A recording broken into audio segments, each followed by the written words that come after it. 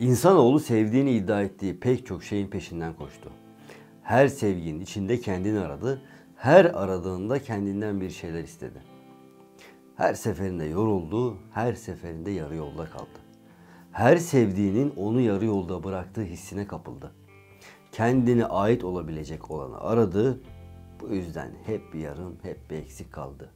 Veyahut öyle sandı. Bismillahirrahmanirrahim. Kullarım sana beni sorduklarında bilsinler ki şüphesiz ben yakınım. Bana dua ettiğinde duacının dileğine karşılık veririm.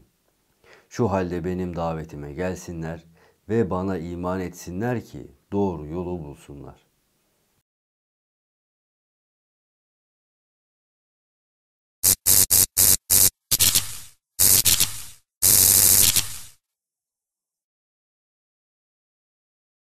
Gelin ayet-i kerimeye sondan başlayarak hayatımıza bakalım.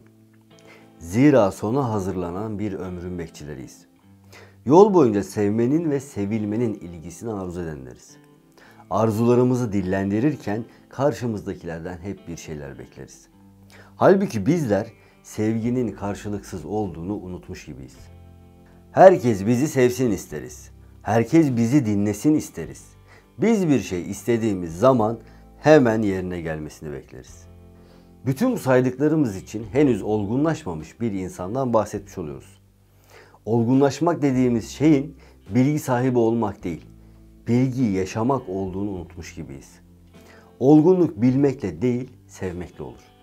Olgunluk sevdikçe yaşamakla, yaşarken sevmekle olur. İşte böylece insan sevginin zevkine varabilir. Gerisi aynada gel geç bir parıldama. O kadardan da öteye geçemiyor. Aynaların yanılsamasından geçip gerçeği görebilmek için bakmak gerekiyor. Görmek için bağlı olmak gerekiyor. Binlerce insan arasında aradığınız kişiye kenetlenmiş olan gözleriniz çoğu zaman diğer insanların ne halde olduğunu görmenize engel olur. Derdiniz dünya olursa ahiret uzak kalır. Derdiniz ahiret olursa dünya yavan kalır. Ne dünya ne ahiret. Tek dert Rabbimizin rızası olunca bağlı olmanın zevkine varılır.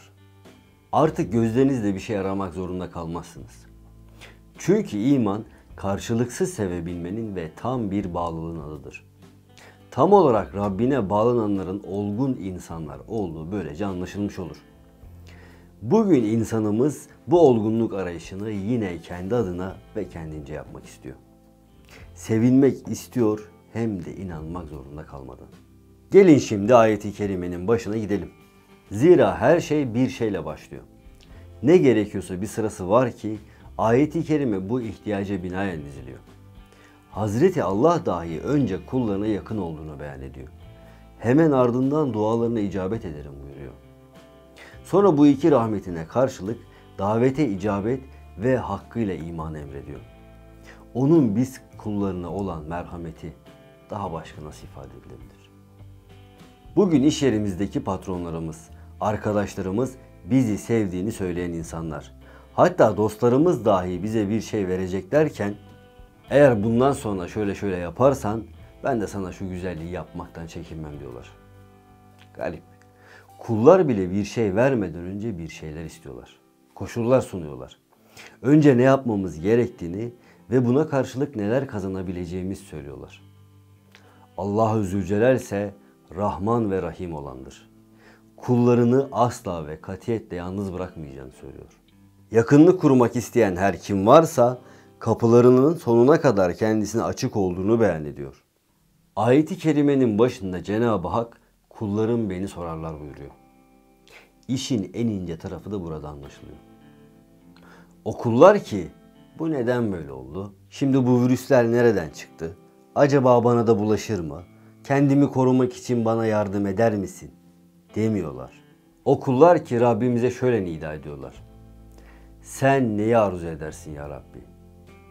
Senin nasıl kulların olmamızı istersin ya Rabbi? Senin bize yakın olduğunu biz nasıl hissedebiliriz ya Rabbi? Bu küçük ayrıntı duacılar ve doğallar arasındaki farkı ortaya koyuyor. Kimileri var ki onlar ancak zora düştüklerinde Rablerini anıyorlar. O ana kadar Rabbimizin davetlerinden olan Namazdan, zikirden, şükürden, infaktan ve daha nice güzelliklerden uzakta yaşıyorlar. Bir an geliyor ve her şey birbirine karışıyor. Her şeyin yaratıcısı olan Rablerini hatırlıyorlar. Elbette Rabbimiz onların dualarına da icabet ediyor. Ancak bu gecikme belki onların şahsi taleplerinin, kendi isteklerinin, kendilerine dair olan arayışlarının hikmeten hatasını örtebilmekten öteye geçmiyor. Evet, bu dua da makbul oluyor. Ancak duada istenilen değil, bir başka karşılığı kendisine ikram ediliyor. İnşallah. Kim bilir, belki de ona imanını güçlendirecek insanlar ve imkanlar sunuluyor. İşin hakikatine gelince, aslında vakit dua vakti değil. Vakit duasına icabet edilen kul olmak vakti. Birisi oturur olmasını bekler, bir diğeri olmuştur der, yoluna devam eder. Hadi kalın sağlıcakla.